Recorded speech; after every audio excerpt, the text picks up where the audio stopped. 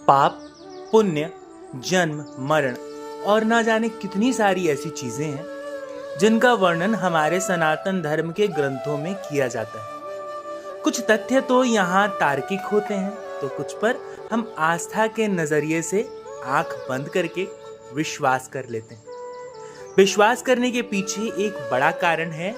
दरअसल सनातन धर्म ही एक ऐसा धर्म है जो सबसे पुराना है और इनके तथ्यों को विज्ञान भी नहीं ठुकरा पाया है। आज कलयुग में भी ऐसे कई सारे तथ्य हैं जो सनातन के इतिहास को दर्शाते हैं। अब आप राम सेतु की बात कर लीजिए। ऐसा कहते हैं कि माता सीता को रावण की कैद से छुड़ाने के लिए जब भगवान राम लंका की तरफ कूच कर रहे थे तब उनकी सेना ने इस पुल का निर्माण किया था। तब न तो कोई विज्ञान था न ही कोई तकनीक। ऐसा कहते हैं कि भगवान राम की सेना के नल और नील ने इस सेतु के निर्माण में अपना बड़ा सहयोग दिया था। आज भी यह सेतु बिना किसी सहारे के समुद्र पर तैर रहा है। त्रेता और सतयुग के कई ऐसे देवी और देवता हैं जिन्हें अमरता का वरदान प्राप्त है। ऐसा कहते हैं कि कलयुग में भी वो देवता जीवित हैं और हमारे आसपास मौजूद हैं। चलिए आज हनुमान की माता अंजनी के बारे में कुछ ऐसे रहस्य के बारे में जानते हैं जिनके बारे में बहुत कम ही ग्रंथों और पुस्तकों में जिक्र किया गया है।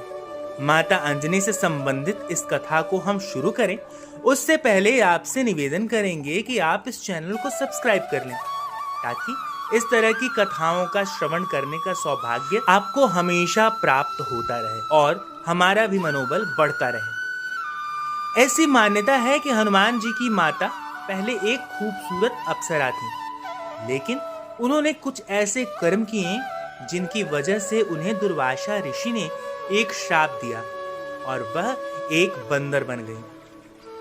आमतौर पर माता अंजनी को लेकर दो तरह की कथाओं का जिक्र होता है, लेकिन मूल कथा क्या है इसके बारे में कोई नहीं जानता।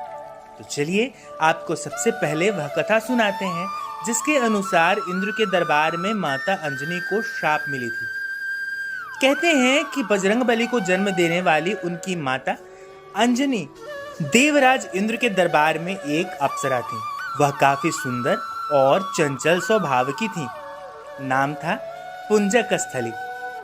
एक बार स्वर्ग में देवराज इंद्र ने एक सभा आयोजित की जिसमें दुर्वासा ऋषि भी पहुंचे।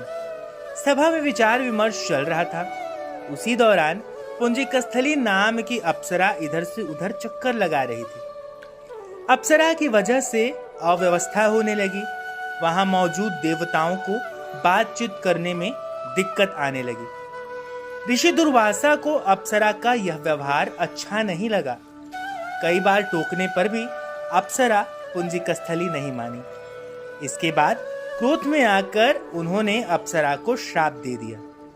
ऋषि दुर्वासा ने कहा, जैसे तू देव अप्सरा होकर भी वानरियों की तरह सभा में रुकावट पैदा कर रही है, उसी तरह तू वानरी हो जा। ऋषि के इस श्राप के बाद पुंजकस्थली श्रापित हो चुकी थी। दुर्वासा ऋषि से माफी मांगते हुए पुंजकस्थली ने कहा कि हे प्रभु, मुझे क्षमा कर दीजिए, यह मेरी भूल थी। कृपया मुझे इस श्राप से निकलने का कोई रास्ता बताइए। अप्सरा की विनती करने पर ऋषि दुर्वासा ने कहा, अपनी चंचलता के कारण अगले जन्म में तू वानर जाति में पैदा होगी, लेकिन देव सभा की अप्सरा की वजह से तेरे गर्भ से एक महान, बलशाली, यशस्वी और प्रभु भक्त बालक का जन्म होगा। इस श्राप की वजह से ही अगले जन्म में अप्सरा ने राजा विराज की कन्या के रूप में जन्म लिया। यहाँ उनका नाम अंजनी पड़ा। उनका विवाह राजा केसरी के साथ हुआ और उसी जन्म में उन्होंने वीर बलवान बजरंगबली को जन्म दिया।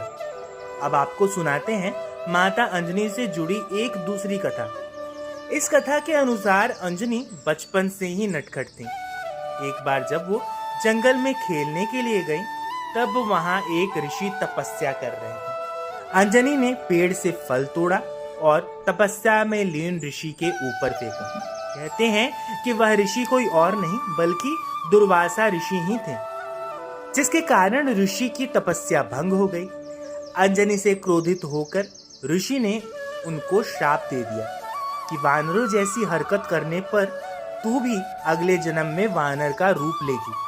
कहा जाता है कि इसी श्राप के कारण माता अंजनी एक वानरी का रूप धारण कर लेती हैं। दोस्तों, सनातन धर्म में इससे जुड़ी कथाओं के बारे में एक बात हमेशा कहते हैं कि इसका कोई अंत नहीं है और किसी एक कथा पर आप निर्भर नहीं रह सकते हैं, न तो किसी भी कथा को झुठला सकते हैं, क्योंकि हरि अनंत हरि कथा अनंता, कहाँ ही सुनहि बहुविधि सब संता। तो चलिए आज की इस कथा को यहीं विराम देते हैं, लेकिन जाते जाते आपसे निवेदन करेंगे कि आप इस चैनल को सब्सक्राइब करना बिल्कुल ना भूलें। और हाँ, कथा अगर आपको अच्छी लगी हो तो इसे अपने दोस्तों, बंधु बांधवों व मित्रों के साथ साझा करें।